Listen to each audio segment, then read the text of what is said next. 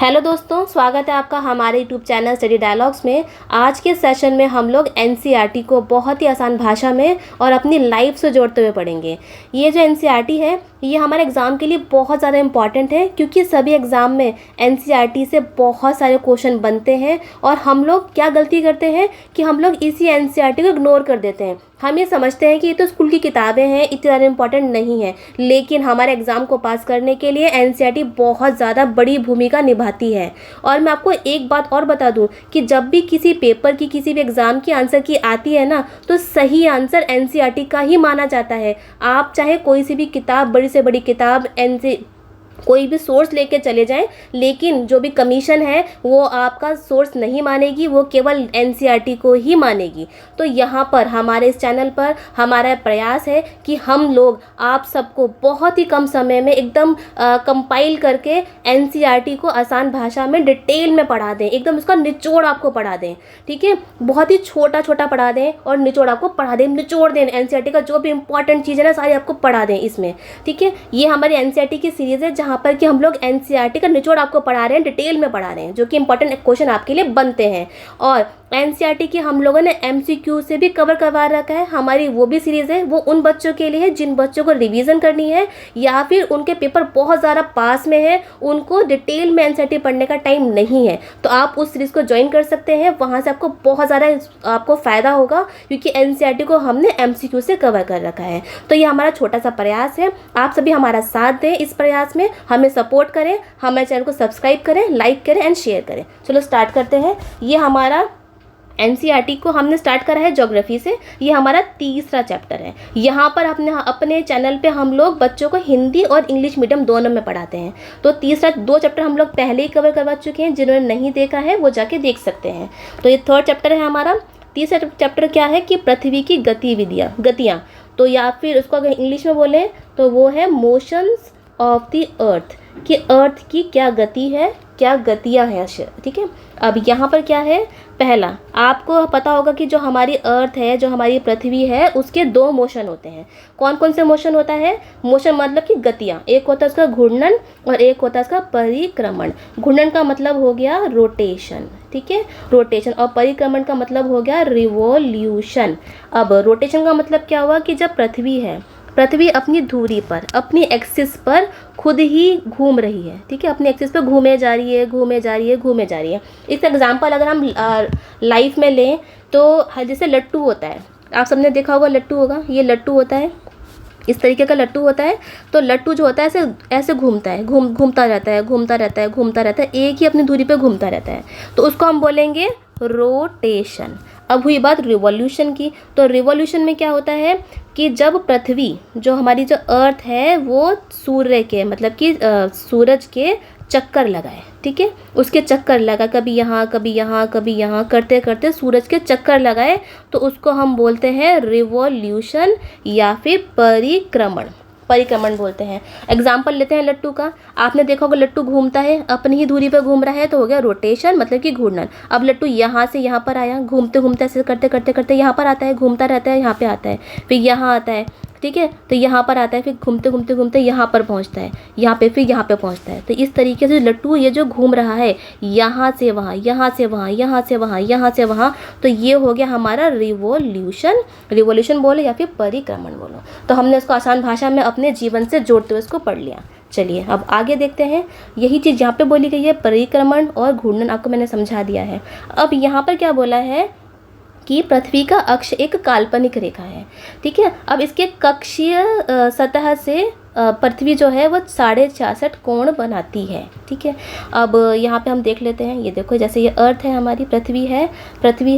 अब पृथ्वी का यहाँ पे क्या करा है, इन लोगों ने, हमने पृथ्वी को एक लाइन, उसको हमने काट दी है, लाइन हमने बीच में डाल दी है। तो इसको क्या बोला है, पृथ्वी का कक्षीय समतल, ठीक है, कक्षीय समतल अगर हिंदी में बोलेंगे। अगर इसको इंग्लिश में बोले तो इंग्लिश में है प्लेन, ठीक है, प्लेन ऑफ अर्थ ऑर्बिट, कि अर्थ का जो ऑर्बिट है, हमने एक लाइन खींच दी, तो इस लाइन को हम क्या बोल रहे हैं, प्लेन ऑफ अर्थ ऑर्बिट। अब ये जो है, ये वाली जो लाइन है, जो टेढ़ी लाइन है, ये वाली टेढ़ी लाइन, ठीक है, ये इसको हम बोलते हैं पृथ्वी का एक्सिस। अब ये क्या है, ये चीज़ ये है कि हमारी जो पृथ्वी है, जो हमारी अर्थ है, वो सीधी नहीं है। हमारी जो अर्थ है वो टेढ़ी, थोड़ी झुकी हुई है, ऐसे झुकी हुई है अर्थ। तो इसी को हम बोलते हैं एक्सिस या फिर अक्ष, ठीक है। इसको हमने बोला एक्सिस बोल दिया हमने इसको, तो ये इसका टेढ़ा झुका हुआ अक्ष है। अब किताब में क्या बोल रखा है कि जब हमारी पृथ्वी जो है, जो अर्थ है, वो जब कक्षीय समतल से या फिर प्लेन ऑफ अर्थ ऑर्बिट से उसका जो एक्सिस है, यहाँ से लेकर यहाँ तक कितना डिग्री एंगल बनाती है, तो वो बनाती है 66.5 डिग्री, ठीक है, यहाँ से लेकर यहाँ तक। अब दूसरी बात में ये है कि जब हम लोग क्या करेंगे कि कक्षीय समतल या फिर प्लेन ऑफ अर्थ ऑर्बिट से यहाँ से एक सीधी लाइन जोड़ेंगे, सीधी लाइन उसको हम लोग ड्रॉ करेंगे यहाँ पर, तो तब जो हमारी पृथ्वी का जो एक्सिस है, यहाँ से कितना एंगल बनेगा, तो यहाँ से बनेगा 23.5 डिग्री का। तो हमने दो चीज़ें सीख ली यहाँ पर कि हमने यहाँ पे एक सीधी लाइन खींची है, पृथ्वी का कक्षीय समतल मतलब कि प्लेन ऑफ अर्थ ऑर्बिट खींचा है। वहाँ से अगर हम लोग एक्सिस से देखें, यहाँ से लेकर यहाँ तक की दूरी देखें तो 66.5 डिग्री है। लेकिन अगर हम एक सीधी लाइन खींचते हैं इस प्लेन पर और फिर यहाँ से लाइन एंगल देखें तो वो 23.5 डिग्री का होता है। ये तो हो गई हमारी मेन बात। चलिए आगे और देखते हैं। आगे यहाँ पे ये बोला गया है जो हमारी अर्थ होती है, जो पृथ्वी है, वो ये देखो सूरज है, ये हमारा सूरज है, सन है, ये हमारी अर्थ है, ये हमारी पृथ्वी है। यहाँ पर क्या है कि जो पृथ्वी का वो पार्ट, अर्थ का जो वो पार्ट जो कि सूरज के पास है, उसकी किरणों के पास है, वहाँ पर क्या होगा, वहाँ पर लाइट होगी, दिन होगा, ठीक है। और जो हमारी जो पीछे का पार्ट है वहाँ पर तो अंधेरा है क्योंकि वो सूरज की किरणों से दूर है, तो वहाँ पर रात होगी या फिर हम बोले तो नाइट होगी।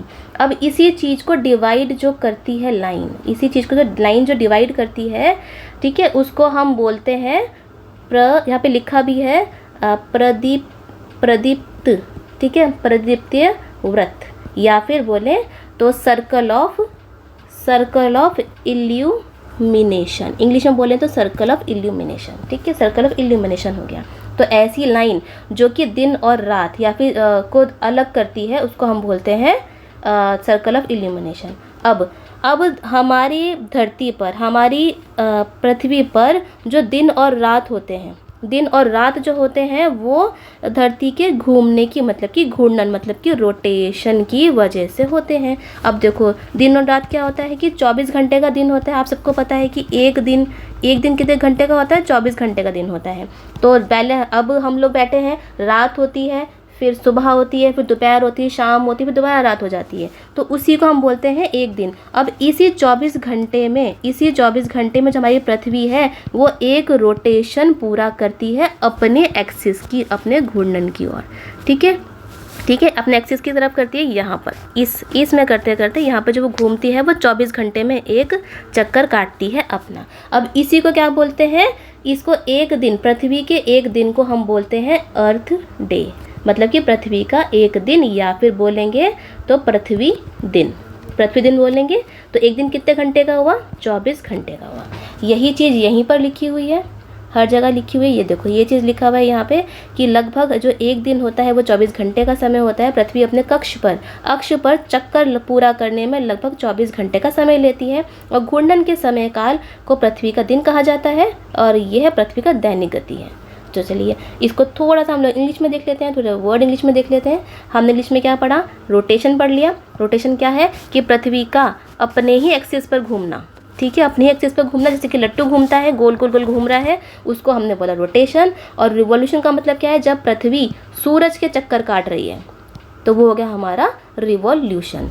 अब है ऑर्बिटल प्लेन। ऑर्बिटल प्लेन क्या है, ये देखो आपको मैंने बताया था, ये रहा ऑर्बिटल प्लेन, ये है ऑर्बिटल प्लेन यहाँ पर, ठीक है। अब ऑर्बिटल प्लेन से अगर एक्सिस का एंगल बनाएंगे तो होगा 66.5 डिग्री का, ठीक है। उसका अगर वर्टिकल लाइन जोड़ेंगे यहाँ पर तो उससे जो एंगल बनाएंगे वो हो जाएगा हमारे 23.5 डिग्री का एंगल हो जाएगा, ठीक है। अब ये है सर्कल ऑफ इल्यूमिनेशन, ठीक है, सर्कल ऑफ इल्यूमिनेशन जो मैंने आपको बता दिया कि circle that divides the sun experience divides the from night on the globe is called circle of illumination. ये है कि यहाँ पर है दिन, मतलब हो गया यहाँ पे डे, और यहाँ पर है नाइट, ये हो गया मतलब कि रात। तो ऐसा सर्कल, ऐसी लाइन जो कि दिन और रात को अलग करे, उसको हम बोलते हैं सर्कल ऑफ इल्यूमिनेशन। चलिए और इसी को हम देखो, ये रहा अर्थ डे जो मैंने आपको बताया। अर्थ डे का मतलब क्या हुआ, 24 घंटे हुए कि अर्थ पर एक दिन किसको बोलते हैं, 24 घंटे को बोलते हैं। वही हमारा डेली मोशन ऑफ अर्थ है। चलिए नेक्स्ट क्वेश्चन पे आगे चलते हैं। अब यहाँ पर ये क्वेश्चन है कि अगर पृथ्वी घूर्णन नहीं करे, इसमें पूछा है अगर पृथ्वी घूमे नहीं, अगर पृथ्वी अपना रोटेशन करना छोड़ दे। क्योंकि मैंने आपको क्या बताया कि जो पृथ्वी है वो रोटेट करती है, ठीक है, 24 घंटे में अपना ही खुद का चक्कर काटती है, ठीक है, अपना ही खुद का चक्कर काटती है। उसकी वजह से क्या होता है, दिन और रात होता है, ठीक है, डे और नाइट। सुबह होती है, दोपहर होती है, शाम होती है, दोबारा रात होती है, फिर दोबारा नया दिन स्टार्ट होता है। तो वो क्यों होता है, हमारी रोटेशन की वजह से। हमारी जो पृथ्वी है वो घूर्णन कर रही है, रोटेट कर रही है, उसकी वजह से होता है दिन और रात। अब यहाँ पे यही पूछा जा रहा है कि अगर पृथ्वी या अर्थ अगर घूमना छोड़ दे, घूर्णन करना छोड़ दे, तो क्या होगा। बिल्कुल सही बात है, सोचना चाहिए, सारी चीज़ें बिल्कुल सोचनी चाहिए। अगर ऐसा हो जाए तो क्या होगा, समझते हैं। ये देखो, ये मान हमारी अर्थ है, ठीक है, अर्थ हमारी ऐसे घूम रही है। अब घूमते घूमते क्या हुआ कि पृथ्वी ने घूमना कर दिया बंद, पृथ्वी ने घूमना कर दिया बंद। यहाँ बनाते हैं, ठीक है, ये हमारी अर्थ हो गई यहाँ पे, ठीक है। अब अर्थ हमारी घूम रही थी, अब पृथ्वी ने घूमना कर दिया बंद, बिल्कुल घूमना बंद कर दिया है। और जो हम लोग इंडिया में जो रह रहे हैं वो लोग यहाँ पर है, इंडिया हमारी यहाँ पर है, और यहाँ पर है सूरज, ठीक है, ये है सूरज। अब क्या होगा कि इंडिया में अब सूरज की जो फेज़ है वो इंडिया में पड़ रहा है, भारत में पड़ रहा है। तो यहाँ पर क्या होगा, अब रात नहीं होगी। क्यों, क्योंकि जो हमारी इंडिया है वो तो यहीं पर रुक गई ना, अब वो पीछे जाएगी ही नहीं, वो घूर्णन होएगा ही नहीं, दिन और रात होगी ही नहीं। अब यहाँ पे हमेशा दिन ही रहेगा, ठीक है, दिन रहेगा, रात नहीं होगी। अब सूरज की साइड में है हम लोग, ठीक है, हमें बहुत ज़्यादा गर्मी फील करनी पड़ेगी, बहुत गर्मी रहेगी। क्योंकि क्या होता है, गर्मियों में क्या होता है कि हम लोग क्या सोचते हैं, भैया बहुत ज़्यादा गर्मी पड़ रही है, लू चल रही है, इतनी ज़्यादा गर्मी पड़ रही है, इतना ज़्यादा टेम्परेचर है, जल्द से जल्द शाम हो जाए, ठीक है, शाम हो जाए, रात हो जाए, इस गर्मी से हमें राहत मिले, ठीक है। तो रात और शाम को हमें गर्मी से राहत मिलती है। लेकिन यहाँ पे कंडीशन क्या है कि अर्थ जो है वो हमारी रोटेट नहीं कर रही है, घूर्णन नहीं कर रही है, तो हमें गर्मी से राहत बिल्कुल भी नहीं मिलेगी, ठीक है, हमें गर्मी से बिल्कुल राहत नहीं मिलेगी, बिल्कुल भी राहत नहीं मिलेगी। हम लोग को बहुत ज़्यादा गर्मी लगेगी, क्योंकि हम सूरज के सामने ही रहेंगे, जहाँ पे थे वहीं पर अटक जाएंगे। लेकिन अब जो पीछे वाला जो एरिया है, ये वाला जो एरिया है, क्योंकि वो सूरज से है दूर, यहाँ पर सूरज की किरणें नहीं आएंगी, तो यहाँ पर क्या होगी, यहाँ पर रात रहेगी, और रात रहेगी तो यहाँ पे ठंड भी बहुत पड़ेगी, एकदम ठंडी ठंडी हवाएं चलेंगी, ठंड पड़ेगी, क्योंकि सूरज से हमें गर्मी मिलती है। तो यहाँ पे देखा हमने कि अगर पृथ्वी घूमना बंद कर दे तो जो एरिया, जो पार्ट, पृथ्वी का जो पार्ट सन के सामने है वहाँ पे गर्मी पड़ेगी और जीवन संभव नहीं हो पाएगा, ठीक है। और जो पार्ट सूरज के दूर है वहाँ पर सर्दी पड़ेगी, वहाँ पर भी जीवन संभव नहीं हो पाएगा, क्योंकि रोटेशन से क्या होता है, घूर्णन से क्या होता है, जीवन संभव हो पाता है, दिन और रात। अगर हम गर्मियों में देखें तो हमें रात बहुत पसंद होती है, शाम बहुत पसंद होती है, क्यों, जिससे कि हमें गर्मी से राहत मिल सके। और अगर हम सर्दियों में देखें तो हम ये इंतज़ार करते हैं कि कब सूरज निकलेगा, कब धूप आएगी, कब हमें सर्दी से राहत मिलेगी। तो दोनों ही कंडीशन में, गर्मी हो या सर्दी हो, हमें सूरज की क्या बोलते हैं, एक अवेलेबिलिटी चाहिए, ठीक है, वो हमें उसकी आवश्यकता है सूरज की। तो यहाँ पे हमने देख लिया, इसको बहुत ही इंपॉर्टेंट है कि पृथ्वी का जो घूमना है वो हमारे जीवन के लिए बहुत ज़्यादा इम्पॉर्टेंट है। चलिए, ये तो हुआ हमारी बात, इस क्वेश्चन का आंसर। अब दूसरी बात ये है कि जो पृथ्वी है, जो हमारी जो अर्थ है, वो सूरज को चारों तरफ रिवॉल्यूशन करती है। मैंने आपको बता दिया है, ये सन है तो ये हमारा हो गया अर्थ, ठीक है। अब वो जो रिवॉल्यूशन कर रही है वो वैसे जो करती है एक रिवॉल्यूशन जो कि 365 दिन और 1/4 डेज़ में करती है। सिंपल लैंग्वेज में बोलें तो 365 दिन डे हो गया और 6 घंटे में करती है। तो ये पूरा का पूरा एक साल जो होता है हमारा 365 दिन और 6 घंटों का होता है। यहाँ पे देखिए 365 दिन और 6 घंटे में करती है। लेकिन हमने अपनी सुविधा के लिए क्या करा है कि हमने 6 घंटे अलग रख लिए हैं, 6 घंटे प्लस 6 घंटे प्लस 6 घंटे प्लस 6 घंटे, ठीक है। तो 6 चौक हो गए 24, तो 24 घंटे हमने अलग कर लिए। अब 24 दिन क्या होता है हमारा, एक दिन के बराबर होता है। तो हम लोग क्या करते हैं, हर 4 साल के बाद, 1 2 3 4, हर 4 साल में एक हमारा लीप ईयर आता है। ठीक है, जो लीप ईयर आता है वो हमारा होता है 365 दिन का। क्यों, 366 दिन का होता है। क्यों होता है, क्योंकि हम लोग इस 365 दिन में प्लस एक दिन जमा कर देते हैं तो बन जाता है 366 दिन का। और वो जो एक दिन होता है उसको हम फरवरी में ऐड कर देते हैं, तो उस लीप ईयर की जो फरवरी होती है वो 29 दिन होते हैं उस फरवरी में। तो ये हो गया हमारा लीप ईयर। तो अगर आपके क्वेश्चन में आता है कि अगर 365 दिन और 6 घंटे आता है, तो सही आंसर हमारा यही होगा कि जो हमारी जो पृथ्वी है वो सूरज के जो रिवॉल्यूशन करती है, प्रतिक्रमण कर रही है, वो 365 दिन और 6 घंटे में करती है। तो यहाँ से हमारा कंसेप्ट लीप ईयर का भी क्लियर हो जाता है। चलिए, ये तो हमारा है एनसीईआरटी का जो हम डिटेल में पढ़ा रहे हैं। ठीक है, अगर आपको एनसीईआरटी या कोई एमसीक्यूज़ में पढ़नी है तो जाके देखिए, बहुत ज़्यादा अच्छी एनसीईआरटी हम पढ़ा रहे हैं एमसीक्यूज़ में, क्योंकि एनसीईआरटी को हम लोग एमसीक्यू से क्वेश्चंस के थ्रू आपको कवर करवा रहे हैं, जो कि आपको कहीं नहीं मिलेगी। चलिए, और दूसरा है हमारा, हम लोग एमसीक्यूज़ की 2 सीरीज़ चलाते हैं, एक तो जीएस की और एक है पॉलिटी की। जीएस में हम लोग 8 एमसीक्यूज़ करवाते हैं और जो पॉलिटी में है उसमें हम लोग 10 एमसीक्यूज़ करवाते हैं। आपको इतने ज़्यादा डिटेल में पढ़ाते हैं, इतने ज़्यादा इंपॉर्टेंट एमसीक्यूज़ होते हैं हमारे कि आपको किसी भी किताब या फिर इंटरनेट को छानने की ज़रूरत बिल्कुल भी नहीं है। चलिए, ये हमारी होगी दूसरी सीरीज़। तीसरी सीरीज़ हमने जो हमारे चैनल पे उस पर चला रखी है ट्रिक्स की।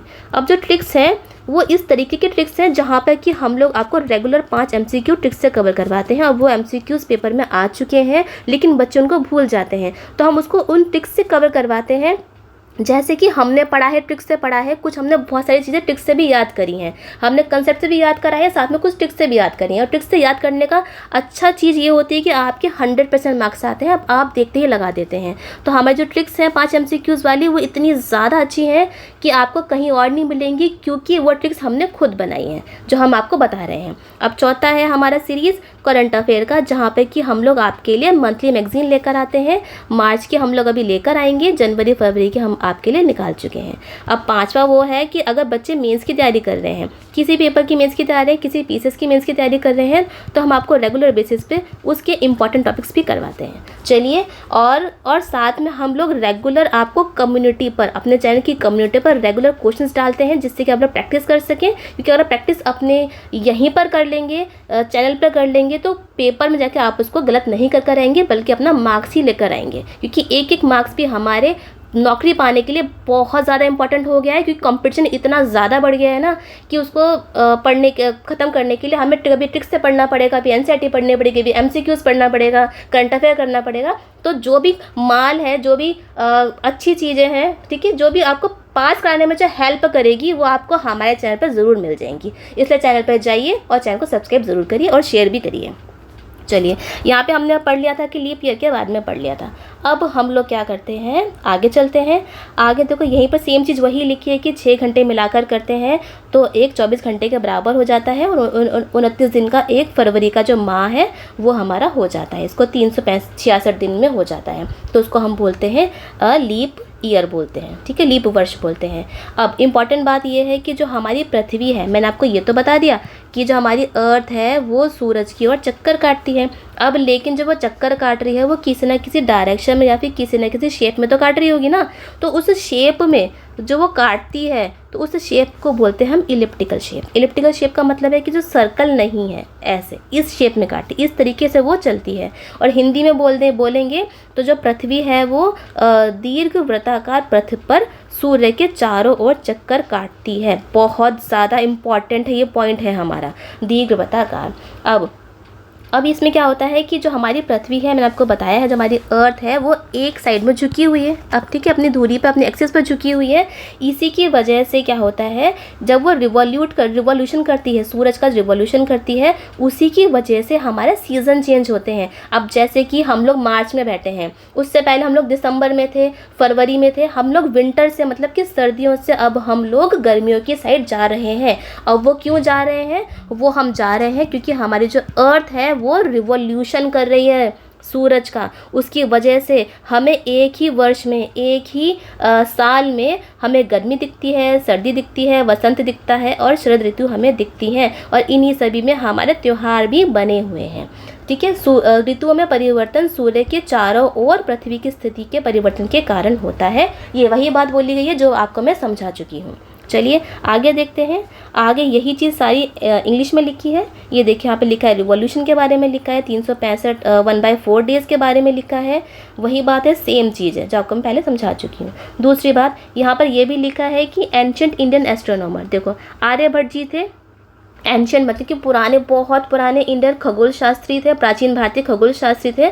उन्होंने उस पुराने ज़माने में ही यही बता दिया था कि जो हमारी अर्थ है, जो हमारी पृथ्वी है, वो राउंड है, मतलब गोल है और अपने ही अक्ष पर घूर्णन करती है, रोटेशन करती है, अपनी एक्सिस पर रोटेट करती है। कितनी बड़ी बात है कि उस ज़माने में कुछ भी नहीं था, कोई साइंस डेवलप नहीं थी, लेकिन हमारे इंडियन एस्ट्रोनॉमर्स आर्यभट्ट जी ने बता दिया था।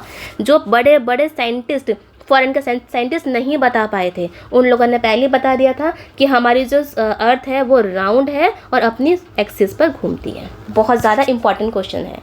चलिए अब हम यहाँ पर जो हमारी अर्थ रोटेट रिवॉल्यूशन कर रही है सूरज का, उसमें जो है सीजन्स कैसे चेंज होते हैं वो पढ़ लेते हैं। यहाँ पर इसी डायग्राम से हम लोग सारे सीजन पढ़ लेंगे। ये देखिए यहाँ पर डायरेक्शन है, ये है हमारा सूरज, सन है जो गर्मी देता है, और यहाँ पर है धरती। अब धरती में ये क्या है कि धरती अपने ही एक्सिस पर, अपने ही टिल्ट हो रखी है। ठीक है, यहाँ पर अब यहाँ पर क्या है कि यहाँ पर है विंटर सॉलिस्टिस। इसको अगर हिंदी में बोलें तो इसको हम बोलेंगे दक्षिण अयनांत। ठीक है, दक्षिण अयनांत 22 दिसंबर। अब 22 दिसंबर में क्या है कि हमको पता है 22 दिसंबर के बाद 25 दिसंबर को क्रिसमस मनाया जाता है, और जब क्रिसमस मनाया जाता है तो हमारे यहाँ पर इंडिया में सर्दी होती है, तो हमारी जो इंडिया है वो यहाँ पर होगी। ठीक है, यहाँ पर होगी। तो ये जो है ट्रॉपिक ऑफ कैंसर है, मतलब कि कर्क रेखा है। ये देखो, ये वाली जो है ये कर्क रेखा है। ठीक है, ट्रॉपिक ऑफ कैंसर है। और ये वाली जो है ये हमारी होगी मकर रेखा, मतलब कि ट्रॉपिक ऑफ कैप्रिकॉर्न। और ये हमारा है इक्वेटर, मतलब कि विषुवृत्त है, विषुवृत्त रेखा है। अब यहाँ पर क्या बोल है, विंटर सॉलिस्टिस या फिर दक्षिण अयनांत में क्या होता है कि जो सूरज की जो किरणें होती हैं, ठीक है, जो सूरज की जो रेज होती हैं वो डायरेक्टली कहाँ पड़ रही हैं, ट्रॉपिक ऑफ कैप्रिकॉर्न में पड़ रही है। ट्रॉपिक ऑफ कैप्रिकॉर्न का मतलब क्या हुआ कि मकर रेखा पे पड़ रही है। सूरज जो है वो सीधा का सीधा पड़ता है ट्रॉपिक ऑफ कैप्रिकॉर्न, मतलब कि मकर रेखा पर पड़ता है। अब इसको और आसान तरीके से पढ़ते हैं हम लोग। क्या करते हैं, इसको मिटा के ये देखिए, आप सबको पता होगा पहले वाली क्लास जो हमने आपकी ली है उसमें हमने आपको दक्षिण गोलार्ध और उत्तरी गोलार्ध, मतलब कि विंटर साउदर्न हेमिस्फेयर और नॉर्दर्न हेमिस्फेयर के बारे में आपको बता चुके हैं। हमारी अर्थ जो है नॉर्दर्न हेमिस्फेयर और साउदर्न हेमिस्फेयर हम लोगों ने बांट रखी है। अब क्या होता है कि 22 दिसंबर को सूरज की किरणें जो हैं वो मकर रेखा पे पड़ रही हैं, हम सबको पता है, हमने देख लिया यहाँ पे डायरेक्ट यहीं पड़ रही है।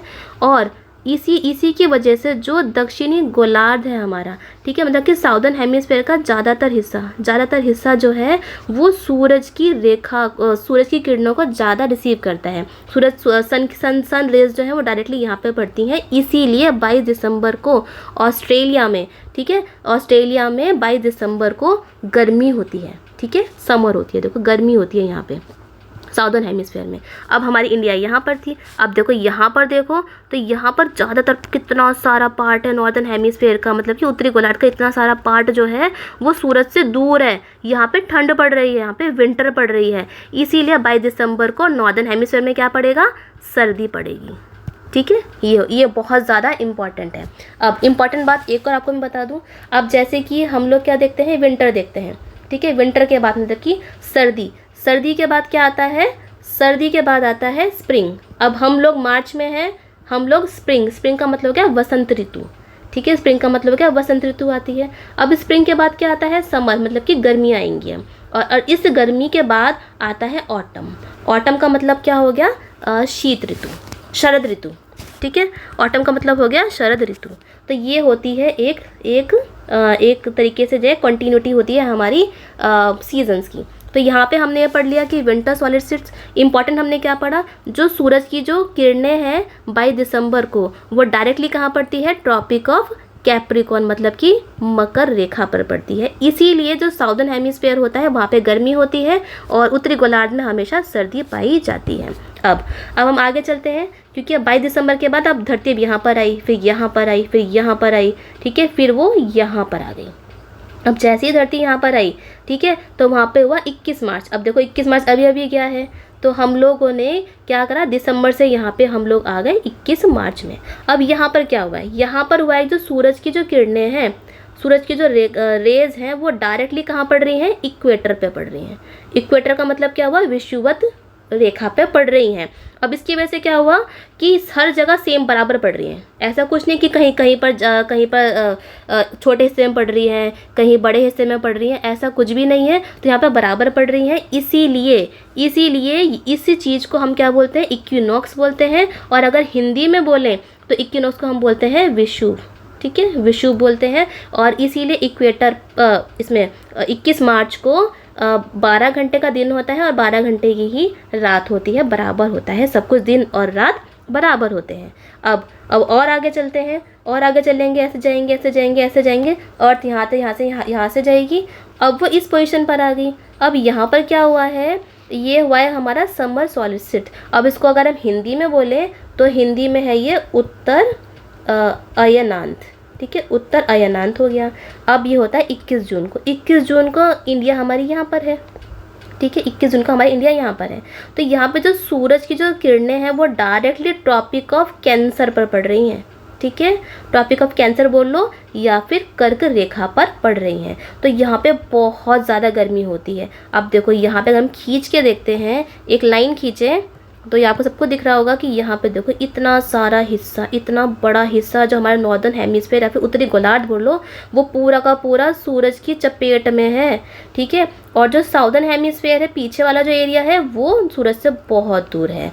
तो 21 जून को क्या होता है, ट्रॉपिक ऑफ कैंसर पे बहुत ज़्यादा लाइव पड़ती है, सूरज की रेखा पड़ती है, इसलिए 21 जून को बहुत ज़्यादा गर्मी होती है। और साउदर्न हेमिस्फीयर बोले तो दक्षिणी गोलार्ध में शीत ऋतु होती है, विंटर होती है। अब आगे चलते हैं। अब हमने क्या करा, हम 21 जून में थे, अब हम और धरती घूमेगी और आएगी और चलेगी। तो चलते चलते चलते चलते धरती जो है वो 23 सितंबर पे आ गई।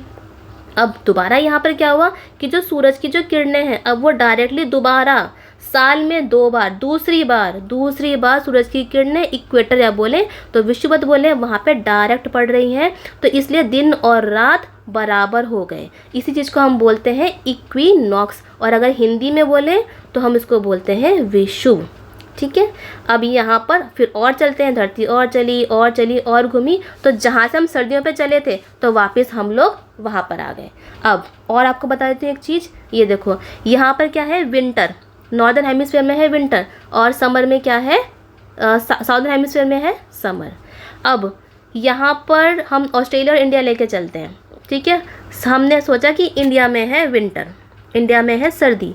अब सर्दी के बाद क्या आएगा, स्प्रिंग आएगा। स्प्रिंग का मतलब क्या है कि वसंत, ठीक है, स्प्रिंग का मतलब हो गया वसंत हो गया। लेकिन पहले ये देख लेते हैं, ठीक है। उसके बाद क्या आया, समर। समर का मतलब आया गर्मी, ठीक है, गर्मी हो गया, ग्रीष्म ऋतु हो गई। अब उसके बाद हम इंडिया लेके चल रहे हैं। इंडिया में पहले थी सर्दी थी, फिर वसंत ऋतु आई, फिर गर्मी आ गई। अब गर्मी आने के बाद इंडिया में क्या आ गया, ऑटम आ गया।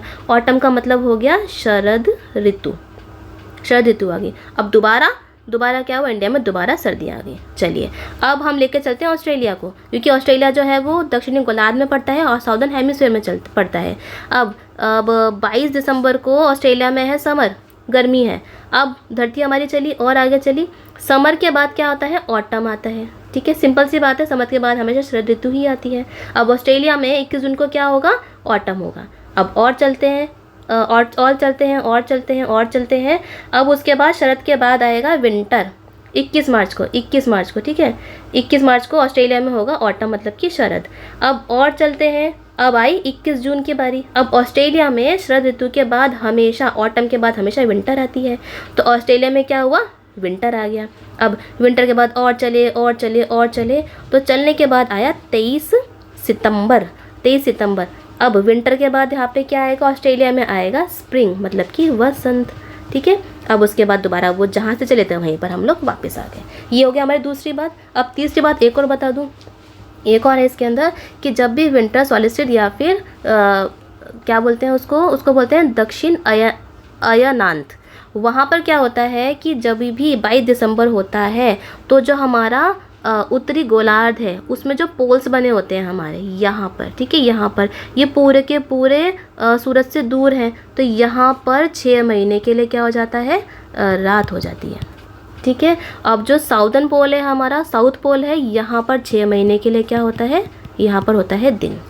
ठीक है, अब ठीक है, और यहाँ पर देखें कि यहाँ पर देखें 21 मार्च को और 23 सितंबर को यहाँ पर तो दिन और रात बराबर होते हैं। अगर विंटर में देखेंगे तो रात हमारी ज़्यादा लंबी होती है और जो दिन होता है वो हमारा छोटा होता है। लेकिन 21 जून को देखेंगे तो यहाँ पर हमारी जो रात होती है वो छोटी होती है और जो दिन जो होता है वो हमारा होता है लंबा। ठीक है, लेकिन यहाँ पर और 21 मार्च और 23 सितंबर को दिन और रात बराबर होते हैं। चलिए, ये आपको मैंने पहले से ही बता दिया, जो कि किताब में लिखा हुआ है उसको मैंने पहले आपको डायग्राम से आपको समझा दिया है। जो भी लिखा है आपको मैंने, जो भी आप पढ़ोगे आपको सब पता पड़ जाएगा, तो सेम चीज़ मैंने आपको पहले ही समझा दी है। चलिए, पूरा का पूरा एक भी पॉइंट नहीं छोड़ा है, सब कुछ मैंने आपको डायग्राम में बता दिया है। सेम सी चीज़ लिखी है, ये देखो समर सॉलिस्टिस लिखा है, यहाँ पर 21 जून लिखा है, विंटर सॉलिस्टिस लिखा है। ठीक है, चलिए आगे चलते हैं। हाँ, देखो चैप्टर हमारा यहीं पर ख़त्म हो जाता है। अब थोड़े क्वेश्चंस कर लेते हैं इसके, कि क्वेश्चन भी देख लेते हैं। अब देखो इसमें क्या लिखा है, what is the angle of inclination of earth axis with its orbital plane. यहाँ पर क्या पूछा है, ऑर्बिटल प्लेन। ठीक है, ऑर्बिटल प्लेन पूछा है, या फिर हम बोले तो पृथ्वी के अक्ष का झुकाव का कोण क्या होता है। जब ऑर्बिटल प्लेन से पूछेंगे तो ये होगा 66 डिग्री का। ठीक है, अब है डिफाइन द रोटेशन और रिवॉल्यूशन। अभी मैंने आपको चिल्ला के केवल रिवॉल्यूशन और रोटेशन के बारे में ही समझाया, पूरा चैप्टर ही रोटेशन और रिवॉल्यूशन के बारे में था। कभी याद ना हो तो लट्टू को याद कर लेना, आपको याद आ जाएगा। अब है what is the leap year. अब लीप ईयर क्या होता है, ऐसा साल जिसमें कि 366 दिन होते हैं। What is the difference between summer and winter solstice. अभी तक मैंने आपको यही समझाया, इतना ज़्यादा समझा दिया है कि शायद कि आपको समझा पाएगा। आपको मैंने समझा दिया है समर और विंटर। इक्विनॉक्स बता दिया मैंने आपको, इक्विनॉक्स कब होता है, 21 मार्च को होता है और 23 सितंबर को होता है। और उत्तर और इक्विनॉक्स का मतलब क्या हुआ, विषुव। ठीक है, विषुव पूछ रहा है, ये विषुव क्या होता है। Why does the southern hemisphere experience winter and summer solstice in different times. इनमें पूछा है कि दक्षिणी गोलार्ध में उत्तरी गोलार्ध की अपेक्षा उत्तर एवं दक्षिण का अयनांत अलग अलग समय में क्यों होता है। क्यों होता है, सिंपल सी बात है, क्यों होता है, क्योंकि जो हमारी जो अर्थ है, पृथ्वी है, वो टिल्ट है, झुकी हुई है अपने अक्ष पर, उसी की वजह से होता है। अब why do the poles experience about 6 months day and 6 months night. यहाँ पूछा है कि ध्रुवों पर लगभग 6 महीने का दिन एवं 6 महीने की रात होती है, क्यों होती है। इसका भी सेम रीज़न है, सिंपल सी बात है। जब पृथ्वी ही पूरी की पूरी टिल्टेड है तो आपको मैं समझा दिया है पूरा कि टिल्ट होने की वजह से ही 6 महीने की रात और 6 महीने का दिन होता है। चलिए अब देखते हैं, इसमें हमें टिक करना है कि सही आंसर क्या है। The movement of the earth around the sun is known as. यहाँ पूछा है कि पृथ्वी की सूर्य के चारों ओर की गति को कहा जाता है, क्या कहा जाता है। देखो, movement of earth around the sun, sun के चारों ओर घूम रही है, इसको क्या बोलेंगे, इसको बोलेंगे रिवॉल्यूशन, मतलब कि परिक्रमण। ठीक है, revolution. Direct rays of sun fall on equator. अब देखो इक्वेटर पे पूछ रहा है कि विषुवत वृत्त पर जो सूरज की जो सीधी रेखाएं पड़ती, किरणें पड़ती हैं, वो कब पड़ती हैं, तो वो पड़ती हैं, सिंपल सी बात है, 21 मार्च को और 23 सितंबर को पड़ती हैं। अब है Christmas is celebrated in the summer. देखो हमारे यहाँ पे जो क्रिसमस मनाया जाता है, क्रिसमस का त्यौहार है, वो हमारे यहाँ पे सर्दियों में मनाया जाता है। लेकिन इस क्वेश्चन में पूछा है कि गर्मियों में कहाँ मनाया जाता है, वो मनाया जाता है ऑस्ट्रेलिया में, दक्षिणी गोलार्ध में मनाया जाता है। Cycle of the season is cause due to.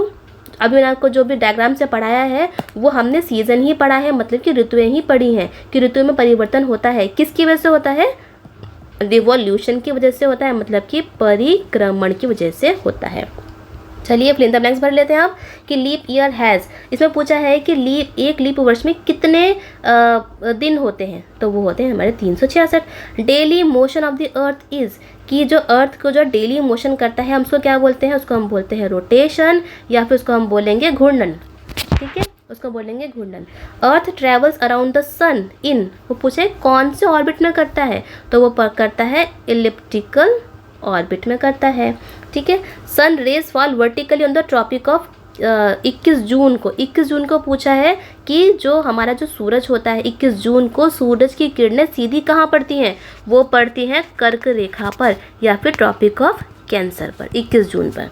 अब है day are shorter during winter season, कि सर्दियों में तो दिन बहुत छोटे हो जाते हैं। ठीक है, चलिए ये था हमारा चैप्टर। नेक्स्ट चैप्टर भी हम लोग आपके जल्दी ही लेकर आएंगे। अगर आपको इनमें से कोई भी डाउट है हमें कमेंट सेक्शन में ज़रूर बताएं। वीडियो कैसी लगी ये भी बताएं, और आपको वीडियो को ज़्यादा से ज़्यादा लाइक करें, बच्चों के साथ शेयर करें, सब्सक्राइब करें। मिलते हैं नेक्स्ट वीडियो में। Happy learning.